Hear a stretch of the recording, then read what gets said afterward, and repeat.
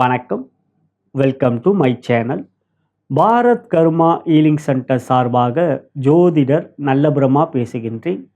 தற்பொழுது நாம் மே மாதம் 19ஆம் தேதி 2025 நடைபெறுகின்ற ராகு கேது பெயர்ச்சி ராசி பலன்களை மேஷம் முதல் மீனம் வரை அனைத்து ராசி அன்பர்களுக்கும் காணவிருக்கின்றோம். விக்னேஸ்வராய நமக.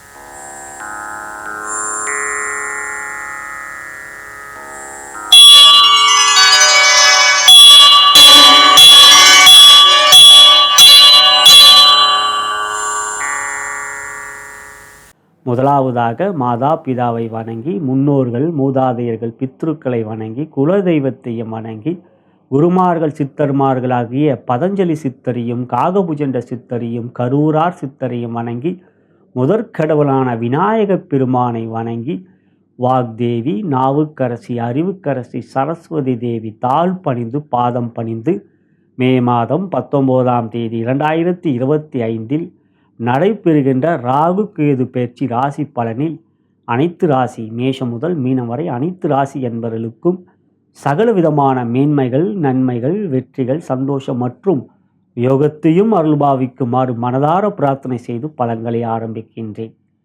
தற்பொழுது ராகு பகவான் மீன ராசியிலும் கேது பகவான் கன்னி ராசியிலும் இருக்கின்றார்கள். 2025 மே மாதம் 19ஆம் தேதி அன்று ராகு பகவான் மீன ராசியில் இருந்து கும்ப ராசிக்கு பயிற்சியாகிறார். கேது பகவான் அதே நாள் மே மாதம் 19ஆம் தேதி 2025 கன்னி ராசியிலிருந்து சிம்ம ராசிக்கு பயிற்சியாகிறார்.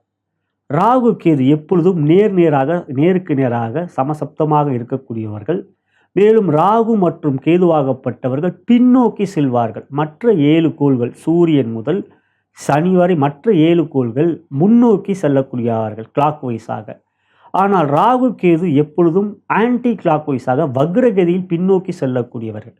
எனவே ராகு பகவான் மீன ராசியிலும் அதுக்கு பின் ராசியான கும்பராசிக்கு மே மாதம் 19 2025 பின்னோக்கி கும்பராசிக்கு வருகிறார். கேதுவும் அதே போலவே கன்னி ராசியிலிருந்து சிம்ம ராசிக்கு செல்கிறார். அவ்வாறு பார்க்கின்ற பொழுது ராகு பகவான் கும்பராசியிலே 3 நட்சத்திரங்களில் சஞ்சாரம் செய்வார். புரட்டாதி, சதயம் மற்றும் அவிட்டம். கேது பகவான் சிம்ம ராசியிலே 3 நட்சத்திரங்களில் சஞ்சாரம் செய்வார். உத்திரம், பூரம் மற்றும் மகம். ஆகையால் இந்த 2025 மே 19 முதல் அடுத்த ஆண்டு 2026 டிசம்பர் 6 வரை ராகு கேது ஆகப்பட்டவர்கள் அவர்களுடைய ராசி பலனாகப்பட்டது கும்பராசியிலும் கன்னிராசி சிம்ம ராசியிலும் இருக்கின்ற ராகு கேது ஆகப்பட்டவர்கள் 566 நாட்கள் 566 டேஸ் இவர்கள் இந்த இடத்தில் சஞ்சாரம் செய்ய போகிறார்கள். எனவே இப்பொழுது ராகு மற்றும் கேது உங்களுடைய ராசிக்கு எவ்வாறு பலாபலன்கள் கொடுக்கவிருக்கிறார்கள் என்பதை காணலாம். தற்பொழுது நாம் சிம்ம ராசி அன்பர்களுக்கான ராகு கேது பெயர்ச்சிக்குரிய பலாபலன்களை தற்பொழுது காணவிருக்கின்றோம். அன்புள்ள சிம்ம ராசி அன்பர்களே, மே மாதம் 19ஆம் தேதி 2025 அன்று ராகு கேது பெயர்ச்சியிலே ராகுவாகப்பட்டவர் உங்கள் ராசிக்கு 8ஆம் இடம் மீன ராசியிலிருந்து 7ஆம் இடம் கும்ப ராசிக்கு வருகிறார். கும்ப ராகுவாக அமர்கிறார்.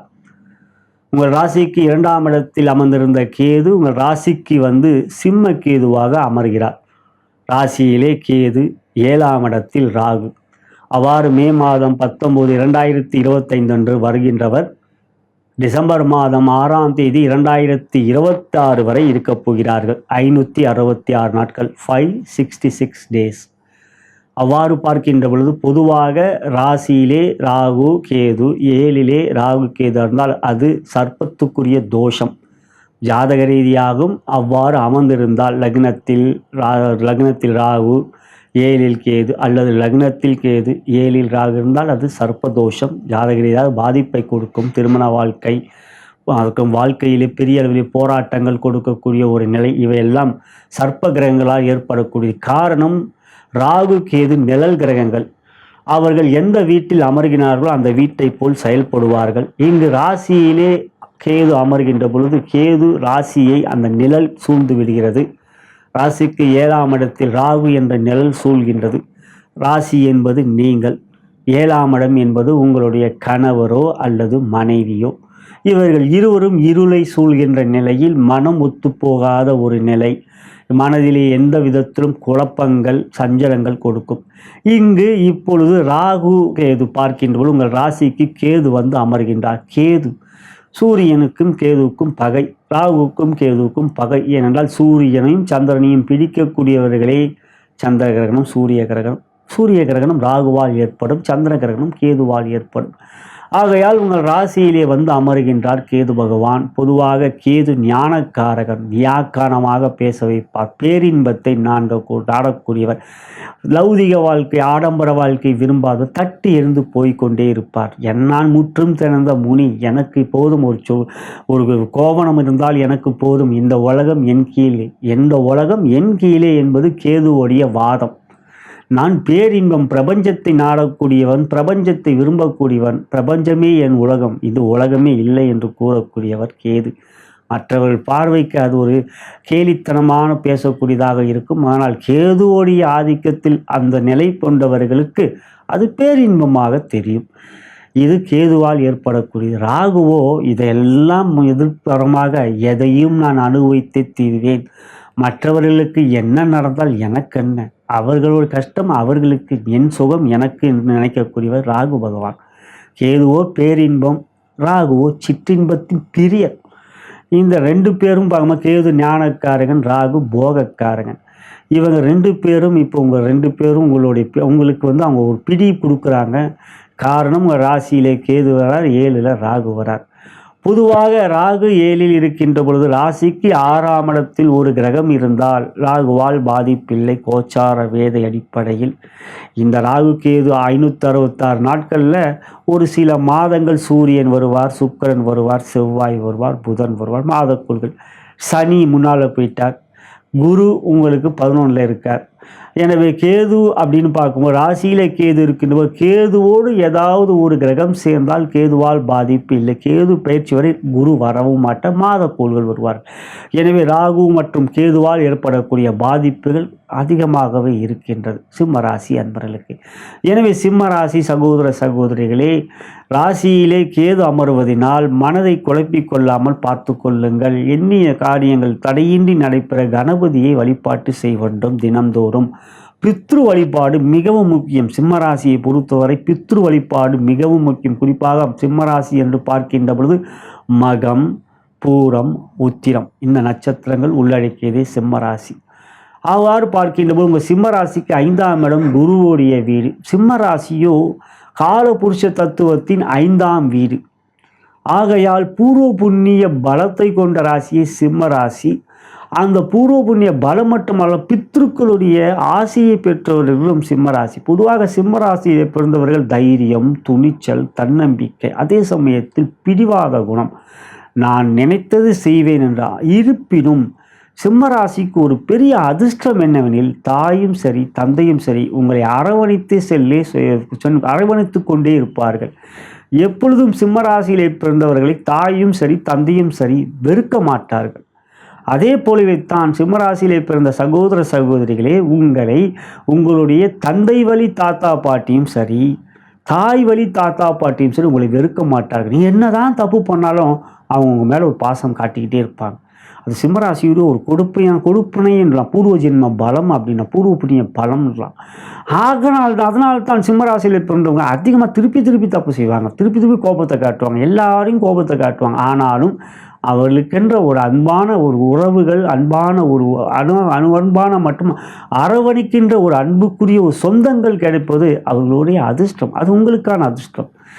எனவே சிம்மராசி சகோதர சகோதரிகளே, இப்பொழுது உங்கள் ராசிக்கு கேது வருவதும் 7க்கு ராகு வருவதும் கவனம் கொள்ள வேண்டும். கணவன் மனைவி உறவிலே பிரிவுகள் ஏற்படக்கூடிய வாய்ப்புகள் இருக்கின்றது. எல்லாவற்றையும் துறந்து விட்டு தனிமையை விரும்பக்கூடிய ஒரு நிலை இருக்கும். நான் எல்லாம் தெரிந்து விட்டேன், முற்றும் உணர்ந்து விட்டேன், இனி நான் தனிப்பாதையில் செல்வேன் என்ற ஒரு வகையான விரக்தியை ஏற்படக்கூடிய ஒரு நிலை ஏற்படும். கேதுவால் அது செய்யப்படும், கேதுவால் ஏற்படும். இருப்பினும் இங்கு ராகு 7ல் இருக்காரு. ஆனால் ராகுவை குரு பார்ப்பார். இந்த குரு பார்த்தீங்கன்னா அடுத்த வருடம், இப்போ குரு மே மாதம் 14ஆம் தேதியே பயிற்சி ஆகிறது. நம்மளுடைய பாரத் கர்மா லிங்க் சேனலிலே சிம்மராசிக்குரிய குரு பயிற்சி பலன்கள் பதிவேற்றம் செய்து இருக்கின்றோம். நிறைய பேர் பார்த்துட்டீங்க, நிறைய பேர் பார்த்துருக்காங்க. நீங்கள் பார்க்கலன்னா பாருங்கள். ஆகையால் குரு உங்களுக்கு 11 வருது ஒரு நன்மை. ஆனால் அதே சமயம் அஷ்டம சனி நடந்து கொண்டிருக்கிறது. சிம்மராசிக்கு ராகு கேது பயிற்சின்னு பார்க்கும்பொழுது வெறும் ஒரு 2 கிரக பயிற்சி மட்டுமே நம்ம வாழ்க்கையை புரட்டி போட்டுருமானா இல்லை. ஆனால் ஒரு வெயிலில் போகிறோமா, மலையில் ஏறிக்கிட்டு இருக்கோமா, இல்லை கரடுமுரடான பாதையில் கார் ஓட்டிகிட்டு இருக்கோமா, கார் தான் பல கோடியில் வாங்கின கார் தான். ஆனால் பாதை கரடுமுரடாக இருந்தால் கவனமாக செல்ல வேண்டும் என்பது தானே நம்ம லைசன்ஸ் வாங்கும்போது சொல்லி கொடுத்த முதல் விதி. கார் எவ்வளோ கோடி வாங்கினாலும் மண்ணில் ஓட்ட சொன்னால் காரை பறக்கவாமணி ஃப்ளைட்டாது. ஆகையால் இந்த நேரத்தில் நீங்கள் கவனம் கொள்ள வேண்டும். ஒரு புறம் அஷ்டம சனி, ஒரு புறம் ராசியிலே கேது மற்றும் 7லே ராகு. இந்த நேரத்தில் குரு ராகுவை பார்ப்பதால் ராகுவோடைய பிரச்சனை உங்களுக்கு ஜூன் மாதம் 2026 வரை இல்லை. ஆனால் கேது ராசியில் இருக்கார். ராசியில் இருக்கின்ற கேது இல்லற வாழ்க்கையை கெடுப்பார். ஒரு ஆன்மீகத்தின் மீது அதிகமாக ஒரு ஆர்வத்தையும், பொதுவாக சிம்மராசிக்கும் ஆன்மீகத்துக்கும் தொடர்பு சிவபக்தனாக நீங்கள் இருப்பீர்கள். ஈஸ்வரா ஈஸ்வரா என்று சிவபக்தனாக இருப்பீர்கள். அம்மன் பக்தனாகவும் பூர நட்சத்திரத்தில் பிறந்தவர்கள் இருப்பார்கள். ஏனென்றால் பூர நட்சத்திரத்தின் அதி தேவதை பார்வதி பராசக்தி. எனவே இங்கு பார்க்கின்ற பொழுது சிம்மராசி சகோதர சகோதரிகளே, இப்பொழுது கேது ராகு உங்களுக்கு பலத்தை கொடுக்கவில்லை, உங்களுடைய பலவீனத்தை பெரிதுபடுத்த காட்டுவார்கள். நிழல் கிரகம் பூதகரமாக அவற்றை வெளிப்படுத்த பார்ப்பார்கள். இங்கு நாம் முதலாவதாக கேது மற்றும் ராகு எந்தெந்த நட்சத்திரங்களில் சஞ்சாரம் செய்கிறார்கள் அந்த மாதங்கள் முதல்ல நம்ம பார்த்துருவோம். அப்புறம் பலன்கள் விரிவாக கொஞ்சம் பார்க்கலாம். அப்படிமா முதல்ல ராசிக்கு வர கேது முதல்ல உத்திரம் நட்சத்திரத்துக்கு வருவார். உத்திர நட்சத்திரத்தில் பார்க்கின்ற பொழுது மே மாதம் 19ஆம் தேதி முதல் ஜூலை மாதம் 21, இதெல்லாம் 2025, மே 19 2025 ஜூலை மாதம் 21 2025 வரை உத்திரம் நட்சத்திரம். அது சூரியனுடைய நட்சத்திரம். சூரியன் ராசியாதிபதி, பாதிப்பு இருக்காது. சூரியனுடைய ராசியாதிபதி பாதிப்பு இருக்காது.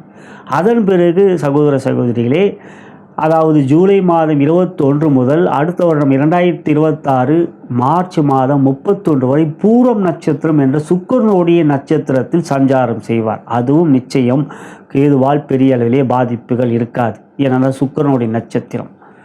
ஆனால் அதன் பிறகு, அதாவது மார்ச் 31 2026 மதியத்துக்கு பிறகு முதல் மார்ச் 31 2026 முதல் டிசம்பர் மாதம் 6ஆம் தேதி 2026 வரை அந்த காலம் மகம் நட்சத்திரம், தன்னுடைய சொந்த நட்சத்திரமான மகம் நட்சத்திரத்தில் கேது பகவான் சஞ்சாரம் செய்வார். அது மிக மிக கவனமாக இருக்க வேண்டிய காலம். அந்த நேரத்தில் அஷ்டம சனி, அந்த நேரத்தில் சனி உத்திரட்டாதி நட்சத்திரத்தில் சஞ்சாரம் செய்கின்ற வாய்ப்பு இருக்கும். உத்திரட்டாதி நட்சத்திரம் சனியோடைய நட்சத்திரம். கேதுவோ உங்களுக்கு மகத்தில் சஞ்சாரம் செய்வார். ஆகையால் இந்த காலங்களில் நீங்கள் எச்சரிக்கை, கவனம், நிதானம், பொறுமை, இது கேதுவோடைய நட்சத்திர சஞ்சாரங்கள், அந்த நட்சத்திர சஞ்சாரங்களுக்குரிய பலன்கள், அந்த கவனங்கள் என்று. ராகுவை பார்ப்போம். 7ல் ராகு. குருவுடைய பார்வை ஜூன் மாதம் 2026 வரை இருக்கிறது. அப்படி பார்க்கும் பொழுது இங்கே முதலாவதாக ராகு குருவோடி நட்சத்திரமான பூரட்டாதி நட்சத்திரத்தில் சஞ்சாரம் செய்வார்.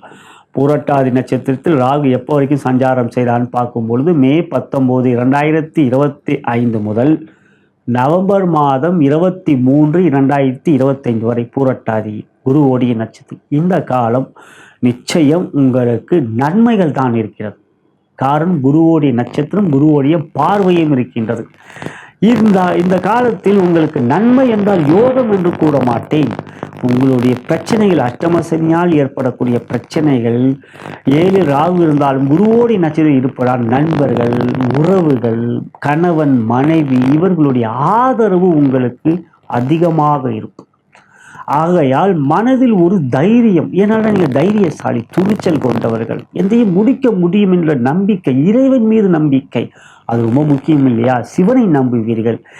எனவே உங்களுடைய எந்த ஒரு விஷயத்திலும் பிரச்சனைகள் வந்தாலும் ராகு குருவோடைய நட்சத்திரத்தில் சஞ்சாரம் செய்வதனால் உங்களுக்கு நவம்பர் மாதம் 23, 2025 வரை முதல் 6 மாதங்கள் எந்த பிரச்சனையும் இல்லை ராகுவால். சிம்மராசி சகோதர ராகுவால் எந்த பிரச்சனை. அதன் பிறகு நவம்பர் 23 இரவு முதல் அப்படின்னு பார்த்தீங்கன்னா சதயம் நட்சத்திரம்ன்ற தன்னுடைய சொந்த நட்சத்திரத்தில் ராகு சஞ்சாரம் செய்வார். எதுவரை என்று பார்த்தால் நவம்பர் 23, 2025 முதல் ஆகஸ்ட் 1, 2026 வரை. நவம்பர் 23 டிசம்பர்னு வச்சுக்கலாம். ஆகஸ்ட் 1 ஆகஸ்ட்டில் விட்டுடலாம். ஆகையால் டிசம்பர் 2025 முதல் ஜூலை 2026 வரை ராகு தன்னுடைய சொந்த நட்சத்திர சஞ்சாரம். இந்த நேரம் நீங்கள் எச்சரிக்கையாக இருக்க வேண்டும். உங்களுடைய நண்பர்களால் நீங்கள் ஏமாற்றப்படலாம். புதிய நண்பர்கள் வருவார்கள். பழைய நண்பர்கள் நான் சொல்ல மாட்டேன், புதிய நண்பர்கள், புதிதாக ஒரு உறவுகள் ஏற்படும். சிம்மராசி நண்பர்களை மிகுந்த நம்பக்கூடியவங்க, நண்பர்களுக்காக எதையும் செய்யக்கூடியவங்க, நண்பர்களுக்காக கடன் நீங்கள் வாங்கி கொடுப்பீங்க. ஏனென்றால் நீங்கள் ஒரு தலைமை பொறுப்பில் இருக்கக்கூடியவர்கள். ராஜா இல்லையா? சிங்க ராசி இல்லையா? நீங்கள் சிங்கம்னா என்ன? ராட்டுக்கு ராஜா. நீங்கள் உங்கள் ஏரியாவுக்கு ராஜாவாக இருப்பீங்க, உங்கள் அலுவலகத்தில் ராஜாவாக இருப்பீங்க. உங்களுடைய எந்த ஒரு விஷயத்தும் சின்ன வயசுலேருந்தே உங்களுக்குன்னு தனி ஒரு கூட்டம் இருக்கும். தனி கூட்டம், தானாக சேர்ந்த கூட்டம், அது சிம்மராசிக்கு சேர்ந்த கூட்டம். ஆகையான தனி கூட்டத்துக்காக எதையும் செய்வீங்க நீங்கள். அதுதான் சிம்மராசிக்கு இருக்கக்கூடிய பலம் மற்றும் பலவீனம். பலம் மற்றும் பலவீனம். ஆக இந்த காலகட்டங்களில் எப்பொழுது நவம்பர் 23 முதல் ஆகஸ்ட் 1, 2026 வரை நீங்கள் எச்சரிக்கையாக இருக்க வேண்டும். புதிய நண்பர்கள் வருவார்கள், புதிய பாதையை காட்டுகிறேன் என்பார்கள். அந்த பாதை உன் வாழ்க்கையில் பெரிய மாற்றத்தையும் புரட்டி போட்டு விடும். இந்த உலகத்தையே நீ புரட்டி பாக்கெட்டில் போட்டுப்ப அப்படின்லாம் பெரிய ஒரு மாயாஜாலத்தை காட்டுவாங்க. 8 வேற சனி நண்பர்களே, சகோதரிகளே. ஆகையால் இந்த காலங்களில் நீங்கள் மிக மிக கவனம், மிக மிக எச்சரிக்கை. ஆகஸ்ட் 1 முதல் டிசம்பர் 6, 2026 ஆகஸ்ட் 1, 2026 முதல் டிசம்பர் 6, 2026 செவ்வாயுடைய நட்சத்திரமான அவிட்டத்தில். செவ்வாய் உங்களுக்கு யோகாதிபதி. ஆக அந்த காலம் விட்டதை பிடிப்பதற்கான ஒரு அதிர்ஷ்டம் கிடைக்கும். ஹதயத்தில் விடுவீங்க. அதனால் இப்பயே சொல்லிடுறேன், ஜோதிடர்கள் ஒரு எச்சரிக்கையை தான் சொல்ல முடியும். ஏனென்றால் உங்கள் ஜாதகம் எங்களுக்கு பார்த்தால் தான் தெரியும். நாங்கள் சொல்வது யூடியூபில் சொல்கிறாங்க நடக்கலை, பேப்பரில் சொல்கிறாங்க நடக்கலை, புக்கில் போடுறாங்க நடக்கலை. எப்படிங்க நண்பர்களே, சகோதரர்களே? சில பேர் வந்தபடி வந்தது சொல்லிட்டு போயிடுறாங்க. பாஸ்போர்ட் எதை போய் அது வெயிட் பண்ண, சோம்பு கையில் வச்சா உலகம் கையில்ன்றாங்க. அது எப்படி சோம்பு கைக்குள்ளே வச்சா உலகம் கையில்? பாஸ் தலைகாணி கையில் வச்சா பாஸ் ஆகிடுவா பள்ளிக்கூட மாணவர்கள் சொன்னாங்க. இதெல்லாம் இந்த சொல்கிறதா? அவர்களால் நாங்கள் உண்மையை சொல்ல போனாலும் உறக்க சொன்னாலும் சில நேரங்களில் காற்றின் சூறாவளியில் ஒரு பெரிய ஓசையில் இந்த உறக்க சொல்வதும் நம் காதுக்கு கேட்பது போல் நல்ல விஷயத்தை சொல்கின்ற போல் அவர்கள் எண்ணிய காரியங்கள் என்ன விஷயம். ஏனென்றால் ஜாதகமே முதன்மையானது. லக்னம், தசாபுத்தி அந்தரங்கள், லக்னாதிபதி, அதில் 5 குறி 9 குறி இதெல்லாம் உங்கள் ஜாதகம் தான், தனிப்பட்ட ஜாதகம் தான். ஆகையால் ராகுவோடி நட்சத்திரத்தில் மிக கவனம். ராகுவோடி நட்சத்திரத்தில் மிக கவனம். நவம்பர் 23, 2025 முதல் ஆகஸ்ட் 1, 2026 வரை. அதன் பிறகு செவ்வாய் நட்சத்திரம். ராகுவால் உங்களுக்கு பாதிப்பு இல்லை, இருந்தாலும் அதை சமாளித்து விடுவீர்கள். எனவே சிம்மராசி சகோதரிகளே, இந்த ராகு கேது எந்தெந்த நட்சத்திரங்கள் சஞ்சாரம் செய்வார்கள், எப்படி இருக்கும் என்பதை பார்த்தோம். ராகு குரு செவ்வாய் நட்சத்திரங்களில் பாதிப்பில் சொந்த நட்சத்திரங்கள் நிச்சயம் பாதிப்பை கொடுப்பார். கேது சூரியன் சுக்கிரன் நட்சத்திரங்களில் பாதிப்பில்லை, நிச்சயம் அவருடைய நட்சத்திரத்தில் பாதிப்பை கொடுப்பார். சரி, இப்போ நம்ம ராகு கேதுக்கு என்ன செய்யலாம்? அதுதான் ரொம்ப முக்கியம். சொல்கிற பலன் ஒன்று தான், நான் சொல்கிறது தான் மற்றவங்க சொல்லுவாங்க. 7 ராகு ராசியில கேது தான், இதுதான். நீங்கள் கூகுளில் போய் எந்த இடத்துல சர்ச் பண்ணாலும் இதுதான் இருக்கும். ராசியில 7 ராசியில கேது 7 ராகுனா இதுதான். ஆனால் பரிகாரம் என்பது மிக மிக முக்கியமாக, நிச்சயம் முக்கியம். என்ன பரிகாரம்? அந்த கோயில் இந்த கோயில் எல்லாம் உண்மைதான். ஆனால் நம் மனமே கோயில். நீங்கள் செய்ய வேண்டியது நான் சொல்கின்ற இந்த பரிகாரத்தை சிம்மராசி சகோதரர்களை செய்து பாருங்கள். நிச்சயம் ராகு கேதுவால் உங்களுக்கு பாதிப்பு வந்தாலும் சமாளிப்பீர்கள். அது என்னவென்றால், நம் எல்லோருக்கும் தெரியும் பிரம்ம முகூர்த்தம். தினம்தோறும் நாம் அதிகாலை ஒரு 4:30 6 மணி வரை இடைப்பட்டத்தில் பிரம்ம முகூர்த்தம் இருக்கிறது. அந்த நேரத்தில் எந்த ஒரு தோஷமும் இல்லை. சுபகாரியங்கள் நடைபெறலாம். வீடு கிரக பிரவேசம் செய்யலாம், ஓமம் வளர்க்கலாம், திருமணம் செய்யலான்ட்டு. அது உண்மைதான். பிரம்ம முகூர்த்தம் அற்புதமான முகூர்த்தம். ஆனால் ஒரு நாளைக்கு பிரம்ம முகூர்த்தம் மட்டும் இல்லை சகோதர சகோதரிகளே, ஒரு நாளைக்கு 30 முகூர்த்தம். பிரம்ம முகூர்த்தம் என்பது ஒரு 48 நிமிடங்கள். ஒவ்வொரு முகூர்த்தமும் 48 நிமிடங்கள். 30 முகூர்த்தம். 30 முகூர்த்தம் இன்ட்டு 48 நிமிடங்கள் 24 மணி நேரம். ஆகையால் ஒவ்வொரு இந்த நேரம் நான் பேசிக்கொண்டிருப்பதும் ஒரு முகூர்த்தம். முகூர்த்தங்களில் பிரம்ம முகூர்த்தம் அறிந்தது. ஆனால் 2 மணியில் இருந்து 2:48 அதிகாலையில் வருவதே அமிர்த முகூர்த்தம். பிரம்ம முகூர்த்தத்துக்கு இணையானதே அமிர்த முகூர்த்தம். அந்த நேரங்களில் தான் சித்தர்கள் மிக மிக தியானத்துக்கு அதிகமாக முக்கியத்துவம் தருவார்கள்.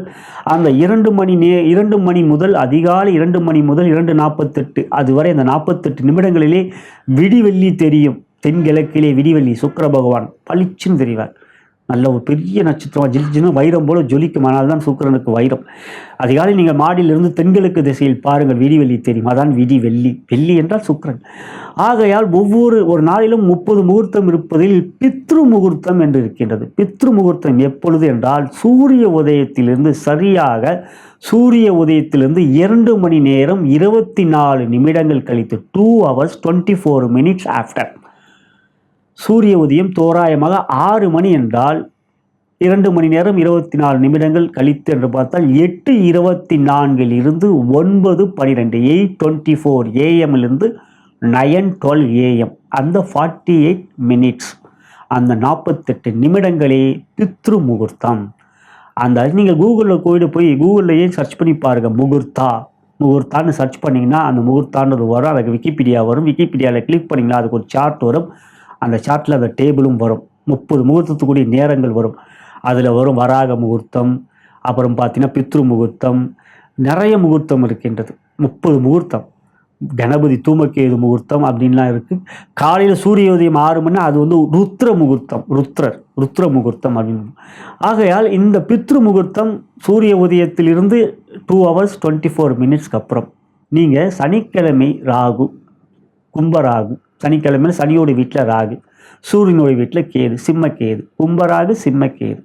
ஆகையால் சனிக்கிழமையில் ராகு, ஞாயிற்றுக்கிழமையில் கேதுவுக்கு நீங்கள் பித்ரு முகூர்த்தத்தில் செய்யணும். என்ன செய்யணும்? நீங்கள் செய்ய வேண்டியதுனா ராகு கேது நம்மளுடைய பித்ருக்களை குறிக்கக்கூடியவர்கள். ராகு தந்தை வழி தாத்தா பாட்டி, கேது தாய் வழி தாத்தா பாட்டி.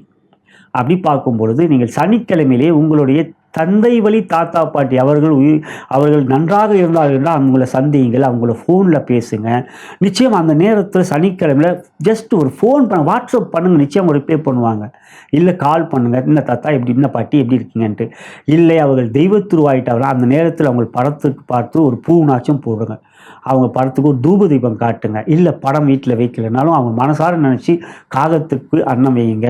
இல்லை ஒரு எறும்புக்கு ஒரு பிஸ்கெட்னாச்சும் அந்த நேரத்தில் அவங்க மனசார நினச்சி இந்த எறும்பாக நீ சாப்பிடு அப்படின்ட்டு அவங்க தெய்வத்துருவாக இருந்தால் சனிக்கிழமை ராகுவுக்கு தந்தை வழி தாத்தா பாட்டி இருந்தார்கள் என்றால் கால் பண்ணுங்கள், பேசுங்கள். இல்லை நேரில் சென்று பாருங்கள். சனிக்கிழமை விடுமுறை தானே ஐடியில் இருக்கவங்க, கவர்மெண்ட் ஸ்டாஃபு. ஞாயிற்றுக்கிழமை சூரியனுடைய கிழமையில் கேது, சூரியனோட வீட்டில் சிம்மக்கேது இல்லையா, அது தாய் வழி தாத்தா பாட்டி. அவங்க நன்றாக இருந்தால்தான் பேசுங்க. இல்லை தெய்வத்து என்றால் அவர்கள் நினைங்கள். இதுவரை நம்ம ராகுவை பார்த்தோம். இப்போ கேது சூரியனோட வீட்டில் இருக்கார் இல்லையா, சிம்ம கேது இல்லையா. ஆக ஞாயிற்றுக்கிழமை அதே பித்ரு முகூர்த்தம். அதே அந்த நேரம் மாறவில்லை. சூரிய உதயத்திலிருந்து 2 hours 24 minutes ஆஃப்டர். அதுதான் பித்ரு முகூர்த்தம். 48 minutes 8:20. ஒரு சூரிய உதயம் 6 o'clock 8:24 to 9:12. சரிங்களா? சில விஷயங்கள் நம்ம கமெண்ட்டில் வேற போடுறாங்க. திருப்பி சொல்லும்போது தான் அவங்க மனசில் அது பதியும். சூரிய உதயத்திலேருந்து 2 மணி நேரம் 24 மணி நேரம் சும்மா போயிட்டே இருப்பேன். நான் உங்களுக்கு நல்லது நடக்க வேண்டும், பலன்கள் உங்களுக்கு முழுமையாக புரிய வேண்டும் என்பதற்காக நிறுத்தினதாமல் திரும்ப சொல்லும்போது மனதில் பதியும் என்பதான். அதையும் சில பேர் கேள்வியாக திரும்பியே சொல்லிட்டேன். Okay good. அதுக்கப்புறம் அப்படி பார்க்கும்பொழுது கேதுவோடு பார்த்தீங்கன்னா சூரியனோடு வீட்டில் கேது இருக்கிறதுனால ஞாயிற்றுக்கிழமை உங்களுடைய தாய் வழி தாத்தா பாட்டியை நினையுங்கள், பேசுங்கள். அல்லது அவர்களுக்கு காகத்துக்கு அன்னம் வையுங்கள். இது 2 நாட்களையும் ராகு கேதுவுக்கு செய்யுங்கள். நிச்சயம் பித்ருக்கள் வழிபாடு செய்வதன் மூலம் உங்களுடைய ராகு கேது ராசியில கேது 7 இருந்தாலும் பாதிப்பு நிச்சயம் தடுக்கப்படும். மேலும் ராகுவுக்கு துர்க்கையை வணங்கி வாருங்கள். கேதுவுக்கு கணபதியை வணங்கி வாருங்கள் இறைவர்கள். அதிலே தூமகேது, ஓம் ஸ்ரீ தூமகேதுவே நமகா, ஓம் ஸ்ரீ தூமகேதுவே நமகா. தூம என்பது ராகு, கேது என்பது கேது. இந்த தூமகேது என்பது கணபதியுடைய பெயர். ஓம் ஸ்ரீ தூமகேதுவே நமகா, ஓம் ஸ்ரீ தூமகேது. இதையும் சொல்லி வாருங்கள். குறிப்பாக 7 விநாயகருக்கு போனீங்கன்னா ஒரு 7 முறை தோப்புக்கரணம், 7 முறை தோப்புக்கரணம் போனால், குறிப்பாக 16 முறை விநாயகருக்கு வந்து மந்திரம் சொல்வது தான் முறை. கேரணம் கேதுவோடைய அதிதேவதா கணபதி. துர்க்கைக்கு போனீங்கன்னா நீங்கள் வந்து 13ன்னா ராகு, இல்லை ராகு காலத்தில் விளக்கேற்றுவது, இவையெல்லாம் செய்வதன் மூலம் நிச்சயம் ராகு கேது இறை வழிபாட்டின் மூலமும் அவர்களுடைய கெடுதலை தடுக்க முடியும், அனுகிரகத்தையும் பெற முடியும் என்று கூறி, நான் வணங்கும் பித்திருக்களும் குருமார்கள் சித்தர்மார்களும் பார்வதி தேவி சிவபெருமானும் சிம்மராசி அன்பர்களான சகோதர சகோதரி உங்களுக்கு இந்த ராகு கேது பேச்சிலே சகலவிதமான மேன்மைகள், நன்மைகள், வெற்றிகள், சந்தோஷம் மற்றும் யோகத்தையும் அருள் புரிவார்கள் என்று கூறி நன்றி கூறி விடைபெறுகின்றேன். வணக்கம்.